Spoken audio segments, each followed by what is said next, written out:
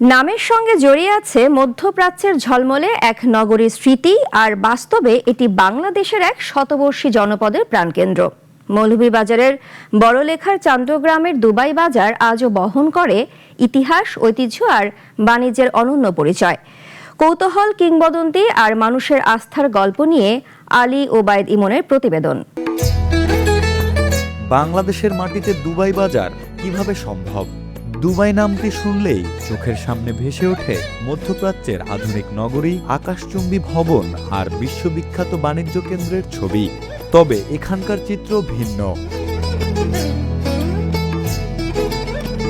মৌলভীবাজার জেলার বড়লেখা উপজেলার ঐতিহ্যবাহী চান্দ্রগ্রাম বাজারের ইলেকট্রনিক্স হাট স্থানীয়ভাবে দুবাই বাজার বা দুবাই মার্কেট নামে পরিচিত।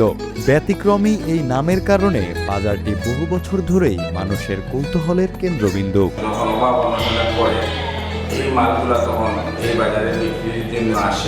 বাজারটা ভাই দুবাই নামে পরিচিত।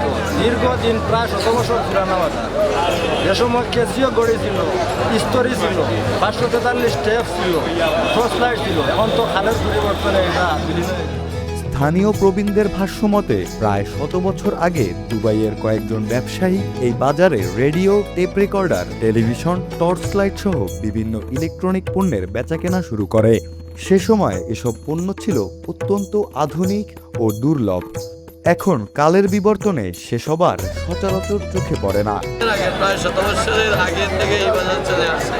এই বাজারে মোবাইল, সাইকেল, টিভি, এর বাদে ঘড়ি, তার বাদে কম্বল, টেপ, টিভি এইগুলো আগে বিক্রি হতো। এখন এইগুলো কিছু কমতে বর্তমানে মোবাইল, ঘড়ি এবং সাইকেল চলতেছে। যদি কোনো মার্কেটে একটা সাইকেলের দাম থাকে 17,000-18,000 টাকা, বর্তমানে এখানে বাজারে 7,000-8,000 টাকা, 5,000-ও পাওয়া যায়। কম্বল শীতের দিনে এলে কম্বল থাকে, গরমের দিনে আবার পাওয়া যায় না, কিন্তু আগে সব সময় পাওয়া যায়। দূর দূরান্ত থেকে মানুষ এসব পণ্য কিনতে এই বাজারে ভিড় করতেন। ধীরে ধীরে চান্দ্রগ্রাম বাজারের ইলেকট্রনিক্স হাটটি স্থানীয়দের কাছে দুবাই বাজার বা দুবাই মার্কেট নামে পরিচিতি লাভ করে। এ বিষয়ে লিখিত কোনো ঐতিহাসিক দলিল পাওয়া যায়নি, তবে স্থানীয়দের মুখে মুখে আজও প্রচলিত রয়েছে এই ইতিহাস। বিদেশ থেকে মানুষ আইতো, জিনিসপত্র আনতো, বাজারও আনি বিক্রি করে চলে যাইতো অনেক সময়। কারণ আমাদের এই এলাকাটা হইল বিদেশি উদ্যোগের এলাকা। অনেক ইউরোপ, আমেরিকা, মিডিল ইস্টের মানুষ আগে আইতে টেপ আনছে, ঘড়ি আনছে, টর্চ লাইট আনছে। কত বছর থাকে? প্রায় 100 বছর পুরানো বাজার। দুবাই বাজার নাম আমরা হুশোর আগ থেকে এই বাজার। আমার বয়স 50 পারি লেগেছে, তো আমাদের জন্মের অনেক আগ থেকে দুবাই বাজার। শতবর্ষের ঐতিহ্য বহনকারী চান্দ্রগ্রাম বাজার আজ বড়লেখা উপজেলার অন্যতম গুরুত্বপূর্ণ বাণিজ্য কেন্দ্র। প্রতি হাটের দিনে ভোর থেকে সন্ধ্যা পর্যন্ত বাজারে মানুষের উপচে পড়া ভিড় দেখা যায়। বড়লেখা ছাড়াও আশেপাশের বিভিন্ন জেলা থেকে ক্রেতা ও ব্যবসায়ীরা এখানে আসেন। সেই সময় এই বাজারে ইলেকট্রনিক্স দ্রব্যাদি, রেডিও, টেপ, টেলিভিশন এগুলো প্রচুর পরিমাণে বাজারে উঠতো।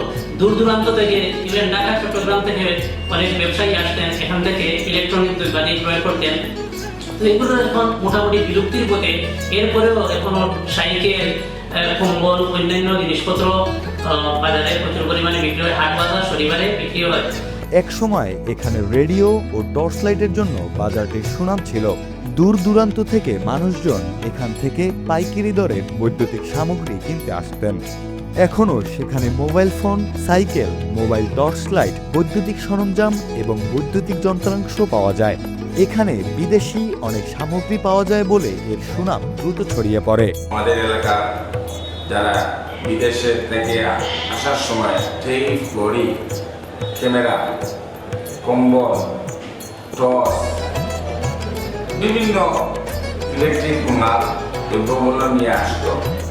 আস্তে আস্তে একদম বিভিন্ন এলাকায় এই সুনামটি ছড়িয়ে পড়ে।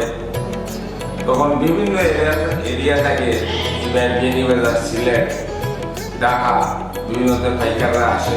কৃষি উপকরণ, কাঁচামাল, মুদিপণ্য, মাছ, মাংস, শাকসবজি, পোশাক সহ নিত্য প্রয়োজনীয় প্রায় সব ধরনের পণ্য এখানে পাওয়া যায়। তবে এখানে নিম্ন আয়ের মানুষের জন্য খুব সস্তায় সাইকেল পাওয়া যায়। এজন্য দূর দূরান্ত থেকে লোকজন এখানে ছুটে আসেন। এই বাজারে আমরা দেখি প্রায় সময় মানুষের ওই নিম্ন আয়ের বিভিন্ন মানুষ আছে, তারা প্রায় সময় সাইকেল কিনে নেয়, তারা রিভিউ করে। সেজন্য আমরা ভিডিওর মাধ্যমে দেখছি, গতকালকে দেখার পর আজকে নিয়োগ করছি যেন সাইকেল তাই আজকে আসছি। খুবই স্বল্প দামে সাইকেলটি আমরা পাইছি এবং মার্কেটগুলো থেকে অনেক মোটামুটি খুব কম দামে সাইকেল পাইছি। শুধু তাই নয়, বাজারটিতে নিয়মিত গরু, ছাগল ও মহিষের হাটও বসে। ফলে এটি শুধু ইলেকট্রনিক্স পণ্যের জন্য নয়, স্থানীয় অর্থনীতি ও কৃষিভিত্তিক বাণিজ্যেরও একটি গুরুত্বপূর্ণ কেন্দ্র।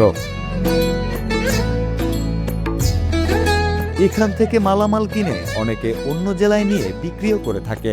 ঢাকায় বিক্রি করে, চিটাঙ্গে বিক্রি করে, অথবা অনেক চাকরিজীবী মানুষ এই নাম শুনে বিশালভাবে এখানে ভিড় করে, মাল ব্যাপকভাবে উঠে গোলাপগঞ্জ, বিয়ানীবাজার, বড়লেখা, জুড়ি, কুলাউড়া বিভিন্ন জায়গা থেকে মাল বিদেশিরা নিয়ে আসে, সেখানে বিক্রি শুরু করো। এই এখনো চলতেছে এই দুবাই বাজার নামে। স্থানীয় ব্যবসায়ীরা জানান, দুবাই বাজার নামটির কারণেই অনেক মানুষ কৌতূহল নিয়ে এখানে আসেন।